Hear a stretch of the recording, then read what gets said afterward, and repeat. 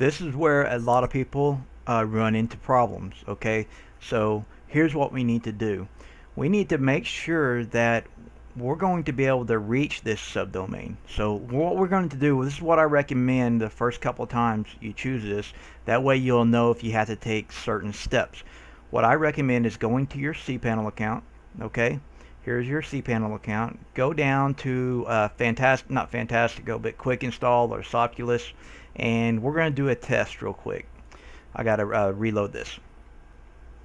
Okay, so we're going to go down to Soculus, and we're going to just do a quick test. And we're going to go to WordPress and install. And we're going to make a test. So we're going to make a subfolder. We're going to install WordPress. Actually, I didn't want to do that. Hold on just a second. Sorry, let's go back to our home cPanel, and we're going to go down to subdomains, and we're going to create a test subdomain. And I'm going to tell you why. I'm going to show you why we're doing this right after this. So we're going to just call it test, okay, and we're going to click create. Okay, so now we can go back to our cPanel home. And then in your browser, you want to open up a new tab, and in your browser, you want to go ahead and try to navigate to that subdomain that you just created, test. If you find this, here's what you have to do. If you don't take these extra steps, then this will fail. But this also depends on your hosting service. So I'm going to show you what I have to do. I have Liquid Web, and here's what you have to do, and you may have to do it as well, or do something similar. Okay, and this all has to do with when Weblify puts the site on this subdomain. If it can't go to it, if it can't navigate to it, then it's going to have an issue. So let me show you. I'm going to show you what I have to do in Liquid Web. But here's what I would suggest to you. Before you go and click continue and run through this, call your hosting company and tell them that you want to make sure that your subdomains are going to resolve correctly. Ask them, do I have to do anything else to make sure that I can navigate to subdomains that I create off of my main domain? Okay, call them up and ask them those questions and make sure that you can navigate to them. Okay, for me with Liquid Web, I have to go in and create a DNS entry even for subdomains. So here we go. Okay, I have to create a DNS zone or an entry for this. So my subdomain is coffee/talk.coffeeshopper.net. Okay, now I just select my server. Server is the same thing as an IP address. And I have to create a zone. This is what your hosting company will probably need to do for you when you call them on the phone. And you're not going to have to call them on the phone every time. You just want to make sure that to have them tell you what you need to do to make sure that your subdomains resolve, just like your regular domains. Okay, so I'm going to create a zone. I don't recall ever having to do this with HostGator or other hosting providers I had.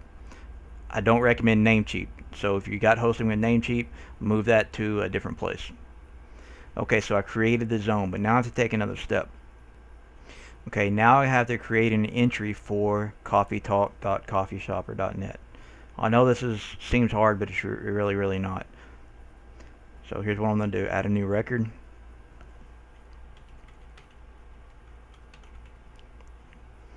Okay, Coffee Talk.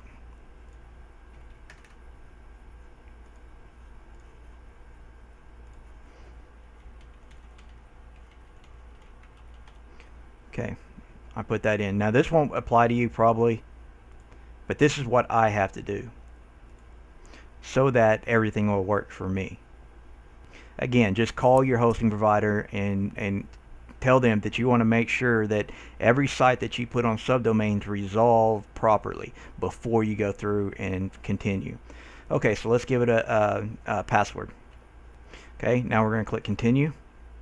Now we need to enter our main website details. Okay, so this would be the same thing as your main website. So we would just call it whatever your main website is.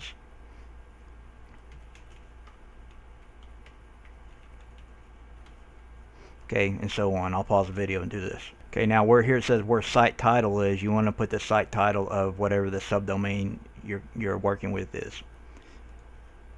Okay, here is where you put in your ClickBank ID.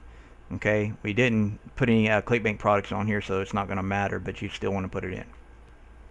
You want to make sure and put in a good AdSense publisher ID. Here you want to choose an Amazon account that you set up previously in the system setup. And then we're ready to click continue. Okay, here where it says choose custom configuration, 99% of you are never going to mess with this, so we're just going to click continue. It's going to give you a pop-up saying that they have all of the information, and we're going to click OK. Click OK. And then let's cross our fingers that everything works. Okay, next it's going to give you a summary. Okay, it's going to tell you that you did not gather any ClickBank products. It's going to tell you what Amazon products you have. It's going to tell you what your keyword structure is and what it looks like. Okay, and then it's going to go down through here, tell you what your Amazon products you chose, the article settings that you chose, and so on and so on.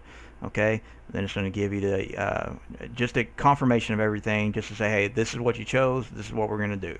Okay, and so what we're going to do is click continue, and it's going to tell you it's going to install your site, and you click OK. And really this is the part where you cross your fingers and hope it works. Okay, so we're looking good so far. Sorry about that, the mic up. So we're looking good. Hope everything works out. So I'm going to pause the video. It will be done in just a few seconds here. Okay, so we've successfully installed our site. So we can click success here. And it's just going to take us to our website details where we can log in and start looking at our site. Okay, so I'll stop this video and we'll pick up with some more training with Weblify. Thanks, guys.